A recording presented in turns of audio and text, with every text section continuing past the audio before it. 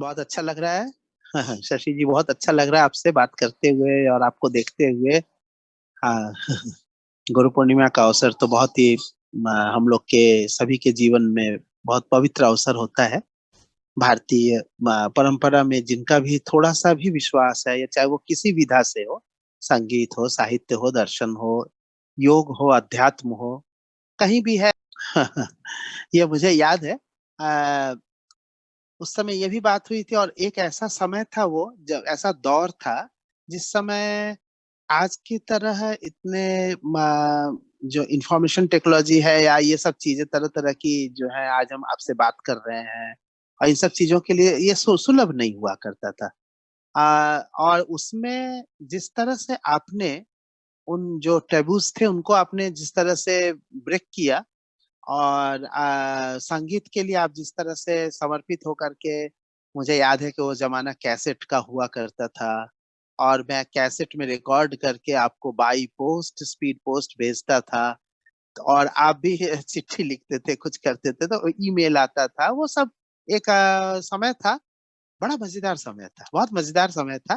अ, आज सब कुछ सर्वसुलभ हो जाने से जैसे हम लोग बहुत नजदीक भी हो गए हैं, और नजदीक होते होते दूर भी होते चले जा रहे हैं। आश्चर्य की बात यह है, क्या होता है कि उनको इतनी सुविधाएं हो गई हैं, लेकिन शायद उनको उतनी परवाह नहीं रह गई उन चीजों को जो आपने परवाह की। क्योंकि आपको ये कष्ट साध्य था, क्योंकि कष्ट से आपको मिलता था। एक प्रतीक्षा होती थी, पता नहीं वो कैसेट कब पहुंचेगा। और उसके बाद ये लगता था कि अरे, ये इतने दिन बाद पहुंचा है तो उसको आदमी दिल से लगा करके, मैं समझ सकता हूँ। मैं आपको देख नहीं रहा होता तो भी मैं जान रहा था कि आप उसको कितना वैल्यू करते होंगे, कितना उसका इंतजार करते होंगे, कितनी उसके पीछे अपना एक सोच दिमाग बनाते कि आ रहा है।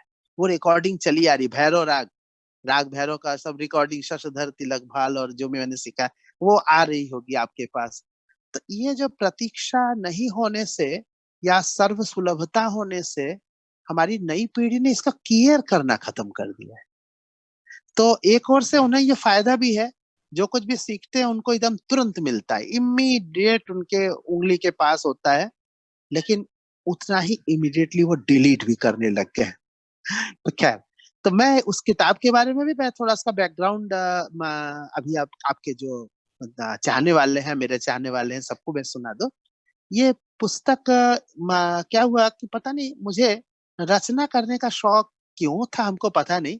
लेकिन जब मैंने सीखना शुरू किया, उसके साल भर, 1.5 साल के अंदर ही पता नहीं क्यों मुझे लगा कि ऐसी बंदिश एक बन सकती है। आश्चर्यजनक था, क्योंकि साल 1.5 साल में ऐसा होना नहीं चाहिए। आदमी पहले तालीम ले तब रचना करे। क्यों हुआ था उसके पीछे भी आपको बता दे। मेरा ऐसा लगता था कि यमन में सीखा तो मुझे लगा कि यमन की सारी बंदिशें नीचे नीचे क्यों होती है, ऊपर से क्यों नहीं आती है, या उसका सम ऊपर क्यों नहीं होता है। तो बस वही खुराफात। तो हमने ऐसो भाग भालो ऐसे करके एक वो भालो का वो बनाया। और मैंने किसी विद्वान से पूछा, कि हमने कहा ये मैंने ऐसे किया है, बड़े उत्साह से। एक सोच लीजिए कि 18-19 साल का लड़का जाके पूछ रहा है। लेकिन बजाय, फिर वो पुरानी पीढ़ी की दूसरी दिक्कतें थी, वो बहुत जल्दी चीजों को एक्सेप्ट नहीं करती थी, नई चीजों को। नहीं बेटा, ये ये नहीं होना चाहिए, यमन, गंधार, निषाद, पता नहीं। लेकिन हमारे अंदर एक अंदर से एक रिबेल था। वो रिबेल जो है ना, बहुत जल्दी मानता नहीं था किसी चीज को। कहा कि ठीक है, आप माने कुछ हम बोले नहीं, उनको बोल नहीं सकते थे, 18-19 साल के लड़के। और हम लोग के समय में ये संस्कार नहीं था कि हम उनसे बोलते। लेकिन मनी मन मैंने सोचा, ऐसा क्या, क्यों, इतना अच्छा तो लग रहा है, बना दिया, देखा जाएगा। और बन गई एक बंदिश। बाद में मैंने उसी तरह एक यमन की एक वो विलंबित जैस, अच्छा वो भी क्या था। सब लोग एक ताल में क्यों गाते हैं विलंबित, मैं क्यों नहीं रूपक में गाऊंगा, मैं झपताल में गाऊंगा ये। अच्छा, गुरुजी से जाके मांगे तो हिम्मत नहीं पड़ती थी, और हमको ये पता भी था कि गुरुजी खुद ही तो सारे कॉन्सर्ट में विलंबित एक ताल गाते हैं। तो मैं उनसे कहने का हिम्मत नहीं जुटा पाया। एक बंदिश बना डाली खुद से, मन मंदिर दीप जलाओ। तो मन मंदिर दीप जलाओ, अब ये भी नी पे चला गया सम। तो आप हमारी सोच देखिए। तो ऐसा ही करते करते जब लगा कि नहीं, बंदिश तो अच्छी बनी, फिर कहीं पर मैंने उसको, हिम्मती थोड़े थे पहले से ही, थोड़ी हिम्मती, और जो कुछ भी है स्टीरियोटाइप चल रहा है उसको ब्रेक करने के हिम्मत थी हमारे अंदर। शायद इसलिए थी, शायद इसलिए थी कि मैं संगीत के एक संगीतज्ञ परिवार से या संगीत जीवी परिवार का नहीं रहा। जब आप संगीत जीवी परिवार में होते हैं, उस परिवार को बिलोंग करते हैं, आपके पीछे एक पुराना लेगेसी को बनाए रखने का एक बहुत बड़ा जिम्मेदारी पहले ही आ जाता है कि नहीं, you have to maintain your legacy. अब ये जो है चीजें कभी कभी ओपन करने में बाधक भी हो जाती है। खैर, ये तो एक बात हुई। तो ऐसे रचना रचना करने लगे तो मैंने उसको सोचा डायरी में लिख लेता हूँ। और डायरी में लिख के, उसका डायरी का नाम क्या रखूं, नाम क्या रखा है, स्वतः स्फूर्त। तो उसके बाद फिर हुआ कि स्वतः स्फूर्त से बात क्लियर नहीं हो रही है, स्वतः स्फूर्त अपने आप स्फुरित हो गया, स्वरचित। तो हमने लिख दिया। ये बात आपको बताऊं मैं, लगभग 82 की, 82 की बात। उस समय मैं महज 18, हाँ 18 साल का था। 82 की रचना है ये। तो यमन में ही बनी थी, ये भी बात है। एक ललित में भी बनी थी, ऐसे ही हुआ। फिर कुछ दिन बंद रही, नहीं बनी। फिर एक दिन कुछ बन गई, एक भूपाली बंदिश बन गई, और उसके बाद कुछ और बन गई। तो मैंने इसको लिखना शुरू कर दिया। जब ये बात, तब से करते करते करते 2005 में जब आए बात, तब जाके मुझे लगा कि मेरी बंदिशों में कुछ बात है, लोग पसंद कर रहे हैं। मैं जब परफॉर्म कर रहा हूँ तो पुरानी ट्रेडिशनल बंदिशें भी गा रहा हूँ, कभी कभी मैं अपनी भी छोड़ देता हूँ, और छोड़ के धीरे से कहता हूँ कि जैसे कहने का ढंग होता है, मेरी गुस्ताखी है ये बंदिश। तो बहुत सारे लोग समझ नहीं पाते थे कि ये क्या कहना चाह रहा है।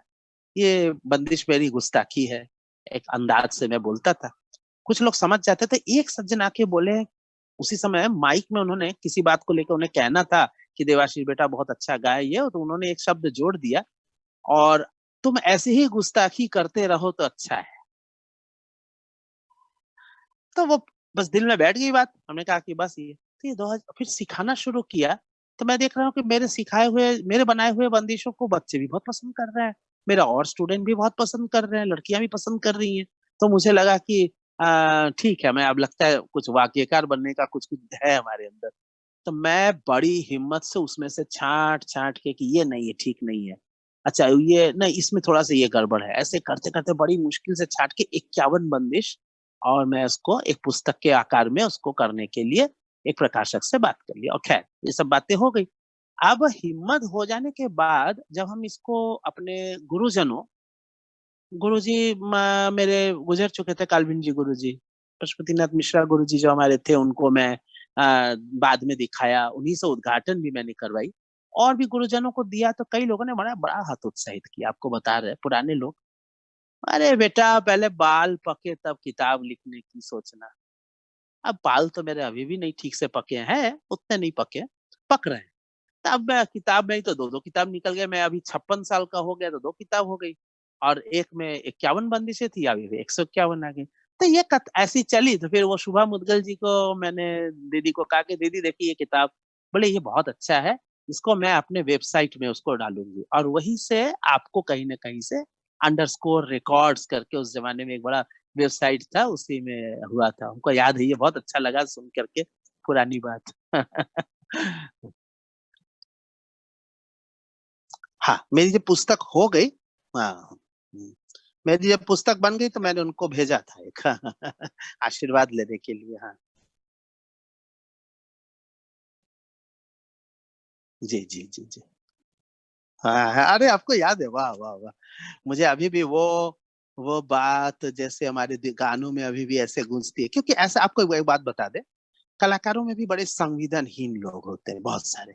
अब मैंने सबके पते जुटाए, उस जमाने में इतना आसान नहीं था पता जुटाना, फिर भी मैंने जुटाए, जिनको भी मैं मानता था। कुछ बड़े, कुछ मेरे कॉन्टेम्पररी, कुछ छोटे। तो मैं कुछ नहीं तो कम से कम आपको बता रहा हूँ, 60-70 कलाकारों को मैंने पुस्तकें अपने उससे भेजी कि मेरी पुस्तक है, आप कृपया इसको ग्रहण करें, हमें कृतार्थ करें। बस इतना ही बात है, और कुछ नहीं। मेरा कुछ ऐसा उसमें उद्देश्य नहीं था। मुझे लग रहा था कि मैंने कुछ किया है। अरे भाई, एक माँ एक बच्चे को जन्म देती तो कहती है देखो मेरा बेटा है, तो अरे तो मुझे हक नहीं है मैं अपने बेटे को दिखाऊं, मेरा बेटा है ये, मेरी बंदिशें मेरे बेटे के समान है, सृजन की खुशी। तो मैंने भेजा। आपको बता सुन के आश्चर्य होगा कि मुझे जिनसे बिल्कुल उम्मीद नहीं थी कि ये कभी हमको रिकॉग्नाइज भी करेंगे, उन्होंने मुझे फोन या चिट्ठी भेजी। उस समय आप जानते हो कि केजी गिंडे साहब एक बहुत बड़े गायक, रातन जनकर जी के हमारे जो दादा गुरु जी हैं उनके ही शिष्य, मेरे गुरु जी के गुरु भाई, उन्होंने एक इतना सुंदर चिट्ठी लिखा, इतना सुंदर। वो हस्तलिपि तो लग रही थी कि जैसे कि छपी हुई हो, मेरे पास आज भी सुरक्षित है। कई और कलाकारों ने लिखा, तो उसमें मेरे पास जो फोन आया। अच्छा अच्छा, किनकी पुस्तक आपने बताई? अच्छा, सी आर व्यास जी की। सी आर व्यास जी, इसका मैं भी थोड़ा सा मैं बीच में ही जिक्र कर देता हूँ। वो सी आर व्यास जी जो है, उन्होंने कुछ हद तक रातन जनकर साहब से भी सीखा था। आपको शायद पता होगा कि उनका उपनाम गुनी जान है। तो गुनी जान में उन्होंने गुनी शब्द लिया था अपने एक गुरु जगन्नाथ बुआ पुरोहित से। मेरी जानकारी अगर गलत होगी तो आप बताइएगा। गुनी दास, उनका उनके गुरु का नाम था जगन्नाथ बुआ पुरोहित जी, और उनका उपनाम था गुनी दास। वो रचना करते थे, बहुत बड़े वाग्यकार थे, और उनका बड़ा ही प्रभाव महाराष्ट्र के इलाके में है। तो वो गुनी दास, उन्होंने गुनी शब्द लिया उससे। और सुजान, रातन जनकर जी का उपनाम है सुजान। सुजान में से जान लिया, ये लेकर के उन्होंने गुनी जान अपना उपनाम रखा हुआ था। और उनके, रातन जनकर साहब के शिष्यों में जो मेरे गुरुजी भी थे, केजी गिंडे जी की अगर राइटिंग आप देखें पूरी, उन्होंने अपने गुरु की पुस्तकों को 2 या 3 खंडों में, 2 खंड करा पाए थे, फिर शायद तीसरा निकला नहीं, लेकिन मेरे पास पुराना वर्षन है। तो वो दो जो उन्होंने किए, पूरी की पूरी किताब उन्होंने हाथ से लिखी है। और आप अंदाज नहीं लगा सकते कि ये जो है हस्तलिखित है। मुझे इसलिए भी पता है कि मुझे उनकी लिखी हुई एक चिट्ठी, जो एक मामूली से नौजवान की चिट्ठी, जो उनके हिसाब से मैं कहीं नहीं ठहरता हूँ, वो उनकी किताब पा करके उन्होंने एक 2 पन्ने का इनलैंड लेटर जो पहले आता था नीले रंग का जिसको बोलते थे, उस समय करके उन्होंने लिखा। वो चाहते थे छोटा सा पोस्ट कार्ड भी लिख सकते थे, उस जमाने पोस्ट कार्ड अवेलेबल था, लेकिन उन्होंने इनलैंड लेटर में पूरा भर के चिट्ठी लिख के भेजा। तो ऐसे ही रामश्री झा साहब थे। हाँ हाँ हाँ। तो और 5 पैसे का पोस्ट कार्ड, 5 पैसे का पोस्ट कार्ड। तो रामश्री झा साहब ने भी, मैं जिस दिन भेजा होऊंगा उसके 2 या 3 दिन बाद ज्यो पहुंचा, अगले ही दिन सुबह उन्होंने फोन किया। मैं उठाया तो बोले कि मैं बोल रहा हूँ। मैं एकदम हतचकित हो गया, क्योंकि वो लैंडलाइन लैंडलाइन का जमाना था, उसमें वो फोन नंबर वगैरह किसका है, ये तो अब तो मोबाइल है, तो पहले आदमी देख लेता है किसका है, तो मेंटली प्रिपेयर्ड हो जाता है किन से बात करूं। प्रणाम सर। हाँ हाँ। वो लैंडलाइन का जमाना था, जो एक आश्चर्य, किसी अचानक फोन उठाया, मैंने कहा हेलो, तो तुरंत उनका जवाब है हेलो प्रणाम जी, प्रणाम, बताइए बताइए, मैंने जैसा होता है ये सब चीजें हम अपने जमाने की बात, अब मुझे लग रहा है कि मैं अब 56 साल का हुआ, तो इन चीजों को शेयर भी करूं कि आगे के पीढ़ी के लोग याद करें इन चीजों को। तो उन्होंने कहा कि मैंने देखा है तुम्हारी बंदिश, करते करते ना होता है, ऐसे करके उन्होंने एक तो मैथिली और इलाहाबादी का मिला हुआ जो एक टोन दिया था, मेरे कान में आज भी गूंज रहा है कि कितने महान व्यक्ति है जिन्होंने बंदिश की झड़ी लगा दी है। पूरे भारत में उनकी किताबें, कोई कलाकार ऐसा नहीं है जिसके घर में उसकी 4-5 भाग मिल न जाए। और वो व्यक्ति हमें फोन करके हमें आशीर्वाद भी दे रहे हैं, और बढ़ावा दे रहे हैं, इंस्पायर भी कर रहे हैं। तो क्या मैं उसी इंस्पिरेशन का ही कमाल ना समझूं कि मैं अभी 2 साल पहले 2017 में मैं अगली पुस्तक प्रकाशित करवा चुका हूँ, जिसमें 51 नहीं, 151 बंदिशें मैं लगाया हूँ। अब बताइए कितना जल्दी बड़ा हो गया, ऐसे बड़ा हुआ। और 151 करने के बाद अगला 100 बन चुका है, करीब करीब 50 पाइपलाइन में है। और यह अगला वाला मेरे दिमाग में है कि 251 का करूंगा। कोई पढ़ता है या नहीं पढ़ता, किताब का जमाना तो लद रहा है, आपको स्वीकार करने में। आपके अमेरिका में लोग पढ़ भी रहे होंगे, भारत में इसका ग्राफ बहुत जल्दी गिर रहा है। बड़े शहरों में है, छोटे शहरों में पढ़ना लोगों ने बंद कर दिया। अगली पीढ़ी ने किताब पढ़ने के अलावा, कॉलेज में, स्कूल में, एग्जाम के पर्पज से यूनिवर्सिटीज में पढ़ने के अलावा पढ़ना बंद कर दिया है, बहुत कम। तो हमें पता है कि किताबों की इज्जत अब पहले जैसी रही नहीं, लेकिन मैं इसको जरूर प्रकाशित कराऊंगा, क्योंकि ये मेरा शौक है और मेरा अपना क्रिएशन है, मैं उसको छोड़ना नहीं चाहता। हाँ, डिजिटल माध्यम को मैं लेके चलता हूँ, डिजिटल माध्यम को मैं साथ लेके चलने की कोशिश करता हूँ। जब उस जमाने में लोगों ने रिकॉर्डिंग को नहीं साथ में लिया था। बंदिशें गा के वो रिकॉर्ड करके दे दिए होते तो रचनाकार को के लिए अपनी बात कहना और आसान हो जाता। हाँ, उनकी बात लोगों तक जल्दी कन्वे हो जाती, लेकिन उन्होंने उस चीजों को उस समय उतना तेजी से अपडेट नहीं किया अपने आप को, उतना तेजी से समझा नहीं। लेकिन हम लोगों ने, हमारे जैसे लोग और विदुषी अश्विनी भिड़े जी जैसे लोगों ने, उन्होंने भी अपनी पुस्तक का, लगभग मेरी और उनकी किताबें साथ ही समय में आई थी, थोड़ा आगे पीछे की था, तो वो भी हमको बहुत एक पुस्तक मुझे भेंट भी की, मैंने भी उन्हें भेजा।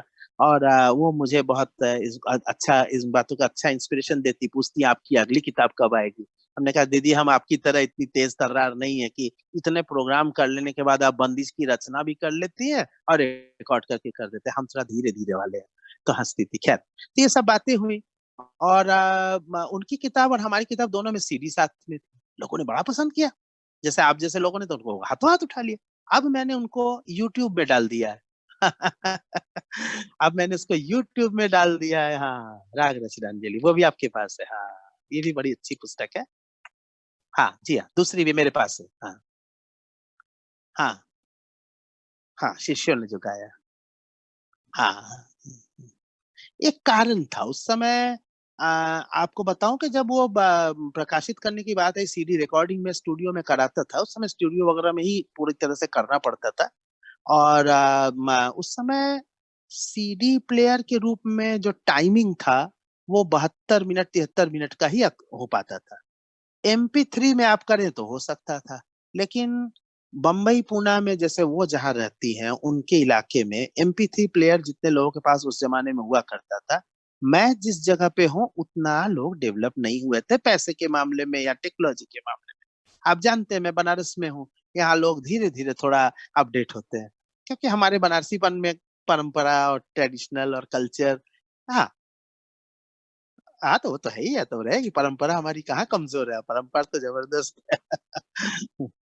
अच्छा अच्छा, हाँ हाँ, ब्रह्म। हाँ हाँ हाँ हाँ, ये बात बनारस। इसलिए आपने बनारस की मिठास बताया, मिठास यानी मीठा भी साथ में है। हाँ।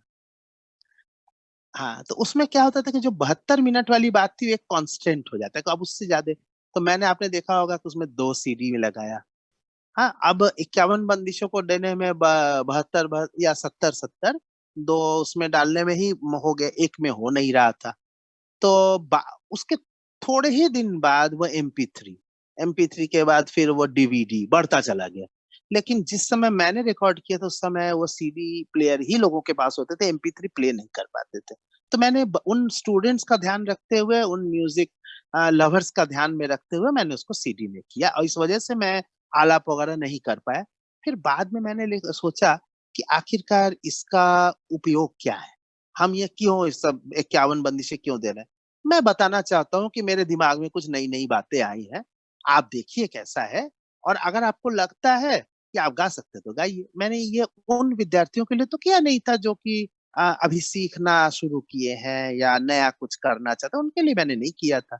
ये तो मैं थोड़ा सेकंड ऑर्डर में कलाकारों के लिए किया था।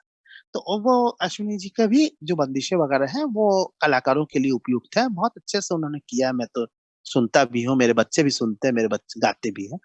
तो मेरी बंदिशें भी अब लोग बहुत गाने लग गए हैं। अब आप समझ लीजिए 200 प्रकाशित हो चुकी है, तो काफी रागों में है। फिर मैंने बहुत सारी क्रिएटिव बंदिशें की रचना की, आप जानते होंगे, नए किताब में अगर आप देखेंगे तो आप आश्चर्यचकित हो जाएंगे, आपको अच्छा लगेगा। वो सारे गम को लेकर के कैसे वो एक एक, हाँ, उसको हमने नाम दिया आरोही क्रम वर्णादि प्रबंध। फिर सानी धपम मगर ऐसा से लेके आए तो अवरोही। फिर गुरु जी के नाम को लेकर के पशु उसको लेकर के।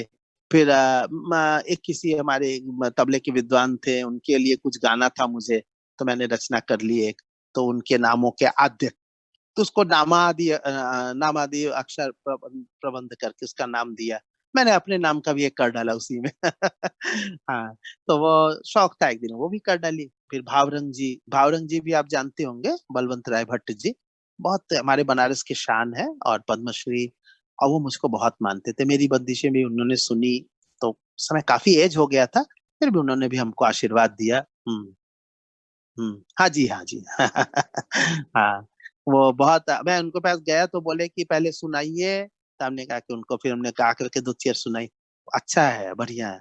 फिर अपने बेटे को बुला के बोले बोले लिखो, क्योंकि वो जन्मांध वो थे ना, माने प्रज्ञा चक्षु जिसको बोलते हैं।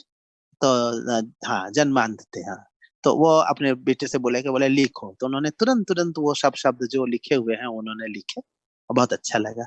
और अगली पुस्तक के लिए मैंने क्या किया, मैंने, आप देखा होगा, मैंने बातचीत में अश्विनी भिड़े जी का मैंने जिक्र किया।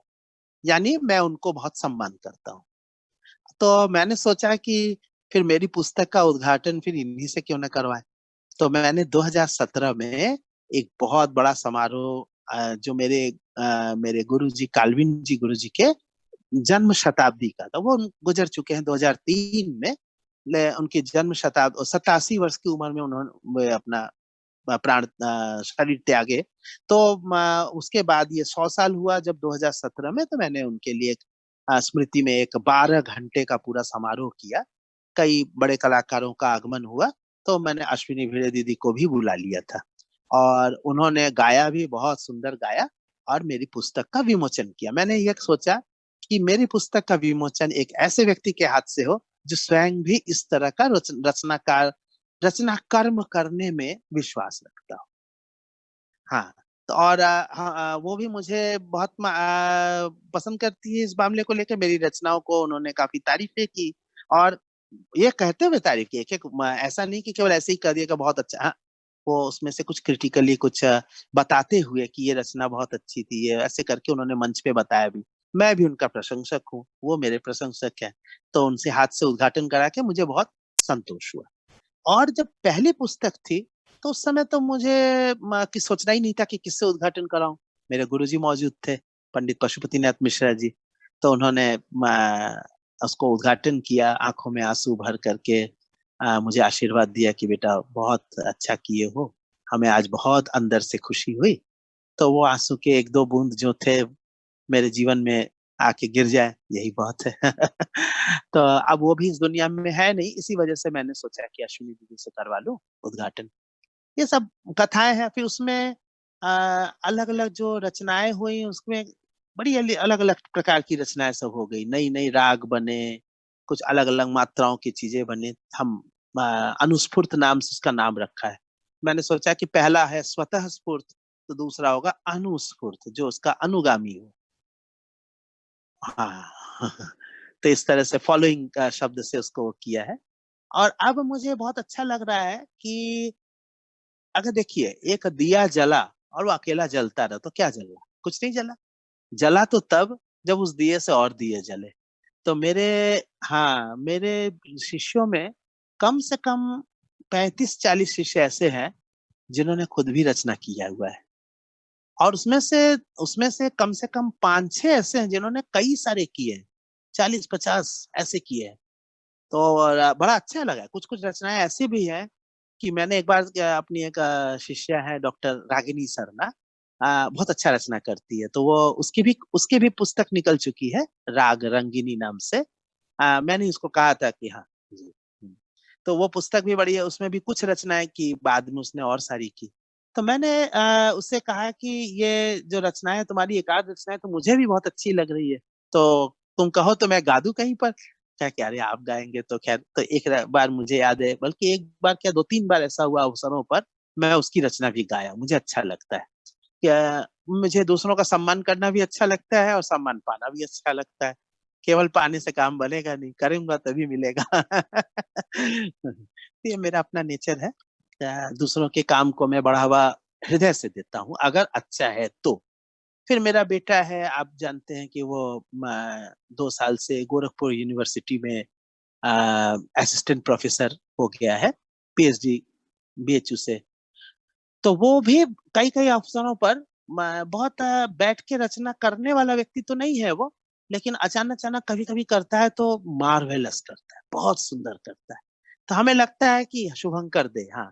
तो वो भी हमें लगता है कि वो भी कुछ कभी करेगा। हम उसको कहते तो है, कहता है कि ठीक है करूंगा, हमको अभी थोड़ा और अच्छा कर लूं उसके बाद करूंगा।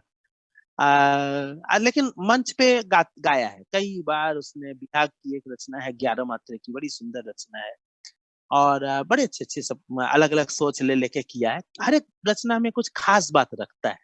तो ये भी एक बात है कि एक भी रचना करने के लिए कर देना भी कोई बड़ी बात नहीं होती है। वैसी रचना तो मैं बैठ के रोज कर लूं 10-20 ठो, नहीं, नहीं करता मैं।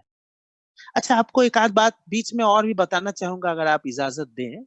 आ, क्योंकि बात चल रही है और रचना कर्म पर बात चल रही है, तो ये शब्द है।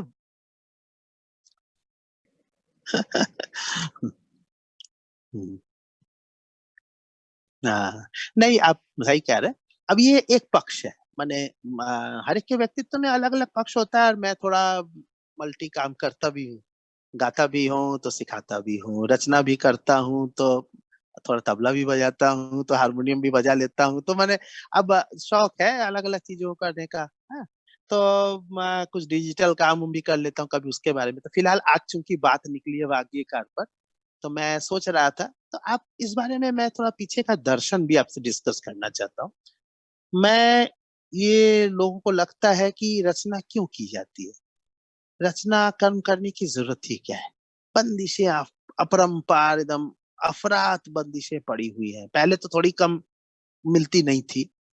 केवल भातखंडे जी की किताब लेकर के लोग करते थे, रामश्य झा साहब आए तो उन्होंने काफी कर डाला, फिर और लोगों ने भी किया। एक तो करते करते एक ऐसी स्थिति आ गई कि इस समय तो रचना कर्म की बौछार है चारों ओर। तो करता है तो क्या उसे करना चाहिए या रोक देना चाहिए। तो इस बारे में मैं आपको एक छोटा सा बताऊं, ये मुझे मेरे लिए बहुत इंस्पायरिंग था। मैं एक बार ऐसे गोरखपुर में, आज की बात नहीं है ये, तो बेटा तो मेरा अब गया है 2 साल पहले, शायद 8-10 साल पहले नहीं, 2000 चार और पहले 15 साल पहले की बात। तो मेरे गुरु जी गुजर चुके थे, तो मैं एक किसी सज्जन के कहने पर, त्रिपाठी जी हैं वहां पर, तो उन्होंने कहा कि हमारे पिताजी की पुण्यतिथि में आप गाने आएंगे। हमने हाँ हाँ आएंगे। हमको नहीं पता था कि इनके पिताजी गाते थे या क्या करते थे, हमको कुछ पता नहीं था। पहुंच गया, उन्होंने कहा ये स्वयं बहुत अच्छा गाते थे, इतना हमको पता था, लेकिन उनके पिताजी के बारे में नहीं पता था। चले गए। तो गए तो वहां पे अनाउंसमेंट हो रहा, तो देख रहे हैं कि वो बोल रहे हैं कि ये रतन जनकर जी के शिष्य रहे। हमने कहा अरे वाह, ये तो बड़ा अच्छा हुआ, पहली पुण्यतिथि में गाने आया तो मेरे गुरु जी के गुरु भाई है। मेरी भावना उमड़ गई। तो मैंने बहुत अच्छा वहाँ पे अपने बहुत श्रद्धा के साथ, समर्पण के साथ मैंने वहाँ प्रस्तुति दी, लोगों ने बहुत पसंद किया। गोरखपुर में ऐसे भी कार्यक्रम कम होते हैं, लेकिन सुनने वाले बहुत अच्छे हैं। तो सुन लिए सब। उसके बाद त्रिपाठी जी, उनका उनका नाम था पंडित राम नारायण मणि त्रिपाठी, जिनके लिए हो रहा था। और जो मुझे बुलाए थे वो पंडित शरद मणि त्रिपाठी जी है, शरद मणि त्रिपाठी जी। तो शरद मणि त्रिपाठी जी हमको अपने घर में रात को खाना खाने के लिए ले गए। तो उन्होंने कहा मेरे पिताजी की कुछ आपको चीजें दिखाता हूँ करके, उन्होंने कुछ डायरी बोले कि इसमें रचनाएं हैं। ये आपको बता रहे हैं, इस साइज की 2-3 अलग अलग छोटी छोटी साइजों की, थोड़ी बड़ी या थोड़ी ऐसी ऐसी 9 डायरी ला के रख। अब 9 डायरी में आपको बताऊं मैं, 2000 बंदिशों की रचना थी। 2000, आप सुन के आश्चर्य करेंगे, सोचेंगे कि मैं थोड़ा बढ़ा बढ़ा चढ़ा के बता रहा हूँ। मैं बिल्कुल नहीं बढ़ा रहा हूँ। डायरी के एक एक पन्ने में इस कोने से शुरू करके इस कोने तक, और हैंड राइटिंग एकदम साफ।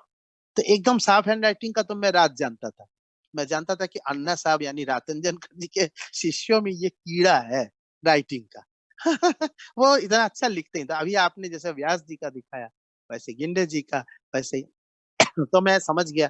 तो वो उन्होंने रातन जनकर जी के जी के साथ एक बात ये थी कि वे कोई भी रचना करते थे तो एक कॉपी अपने पास रख लेते थे, और नहीं भी रखते थे तो पोस्ट कार्ड में उसको लिख करके गिंडे जी जहां कहीं भी हो, जैसे पहले वो साथ में थे तो उनको दे देते थे, और जो दूर रहते थे तो उसको एक भेज देते थे, और वो उनके पास स्टोर हो जाता था। तो उन्होंने उन सारी बंदिशों को फिर स्वरलिपि करना, उसको फिर गुरुजी को वापस चेक कराना कि सही हुआ है कि नहीं, फिर उसको ले जा करके बाद में उनके, माने ये बात तो बाद की है, उन्होंने पुस्तकाकार में इसको प्रकाशित कराया।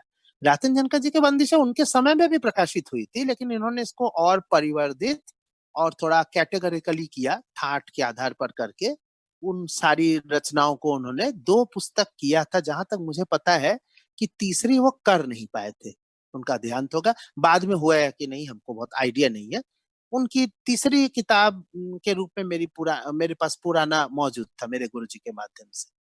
तो अब मैंने फिर बहुत कोशिश नहीं की पता करने का, लेकिन वो 2 किताबें मेरे पास है। तो वो दो किताबों में अभिनव गीत मंजरी, अभिनव गीत मंजरी। हाँ, जैसे अभिनव गीतांजलि जो है जहां साहब की है, वैसे इनके पुस्तकों का नाम है अभिनव गीत मंजरी। और हाँ, ऐसे तो म, तो फिर वो जिनका मैंने बताया तो उनके वो दिखाया 2000 बंदिशें। तो मैं उनसे जिक्र करता आखिर ये बंदिशें बनाते क्यों थे, क्योंकि गोरखपुर में इतने सारे सीखने वाले तो नहीं हुआ करते थे। आप जानते, थोड़ा उस समय भी पिछड़ा हुआ था, अभी थोड़ा तरक्की काफी कर गया है, लेकिन फिर भी सांस्कृतिक दृष्टि बनारस इलाहाबाद से तो थोड़ा पीछे ही पड़ रहा है। तो वहां पे इतने सीखने वाले तो नहीं है, और इतनी उनको जरूरत नहीं थी, क्यों करते थे? बस वही सृजनात्मकता की प्रसव वेदना। वो प्रसव वेदना अगर किसी को उत्पन्न हो गई तो वो प्रसव करके ही रहेगा फिर वो। क्यों? ये जो है रचना करने का, अगर अंदर से रचनात्मकता ने मार दिया धक्का, तो आपको करना ही करना है। तो रचनात्मकता किस लिए की जाती है? रचनात्मकता के लिए की जाती है। रचनात्मकता के लिए कोई और उद्देश्य खोजना कि किताब बनाऊंगा इसलिए, प्रमोशन लूंगा इसलिए, इसका मुझे बहुत नाम यश होगा इसलिए, ये सब कुछ नहीं। वो चाहकर भी नहीं कर सकता। कोई सोचे कि मैं बहुत नाम कमाऊंगा रचना करने बैठूं, तो रचना कर लेंगे क्या? इतना आसान है क्या? रचना तो जिससे होती है उससे होती है, जिसे नहीं होती तो नहीं ही होती है। कितना भी कोशिश कर लो वो अंड बंड बनती है फिर। कर देने से तो नहीं होता है कोई चीज, ये तो होता है तभी होता है। तो कहते हैं ना, प्यार किया नहीं जाता, प्यार हो जाता है। तो ऐसी ये रचना भी हो जाती है। तो वो मैंने देखा उनकी बंदिशें, फिर जब मैं उनसे कुछ सीखा और वो किया तो मुझे इतना अच्छा लगा। तो मैंने सिर्फ अपनी पुस्तक के लिए प्रयास नहीं किया, मैंने उनकी पुस्तक के लिए भी प्रयास किया। और अभी लास्ट ईयर 100 बंदिशों को लेकर के उनकी एक पुस्तक सरस रंग रचनावली करके, जो उनमें से छांट के 100 बंदिशों को उनके पुत्र ने दिया, जो इस समय खुद भी 75 साल के हैं। उनको उनके साथ मिल करके उस किताब को हम लोगों ने एक रूप दे दिया। और वो पुस्तक भी मौजूद है मेरे पास।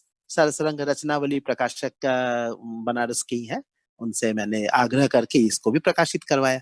उसमें मैंने, मेरे एक शिष्य हैं जो कि कोरल में उसको वो कर की है। तो हमने कहा कि देखो भाई, मैं किसी को रचना जो काम करते हैं उनको दूंगा, तो वो संगीत का एक को वो अवग्रह, तो ये तीव्र मध्यम का ऊपर वाला और ये सब चीजें वो समझ में नहीं आता, वो झमेला बहुत करते हैं वो।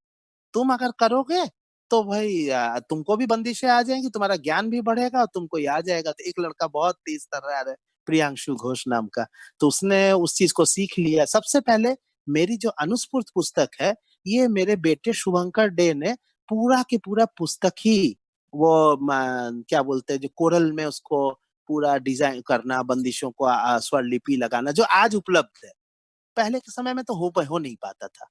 तो वे उसको ऐसे ऐसे वो उपलब्ध कर, उसको करके उसने किया। फिर उसके बाद उस लड़के को भी मैंने सिखवा लिया, अब उनके माध्यम से मैंने सरसरंग जी के उसको भी करवा लिया। तो इस तरह से अपने को इन सब चीजों के लिए लगाए रखने में जो आनंद मिलता है ना, वो केवल संगीत के बस गा लिया और चेक लेकर चले गए, उसमें नहीं आनंद है। संगीत की सेवा करने का जो सुख है, वो सुख भी हमें बहुत मिला है। आप तो मुझे जानते ही हैं, थोड़ा श्रोताओं के लिए मैं अपनी बात कह रहा हूँ, मेरे दिल की बात समझ के वो भी समझेंगे ऐसा मुझे लग रहा है। हाँ। और आप बताइए क्या बात करना चाहते थे आप?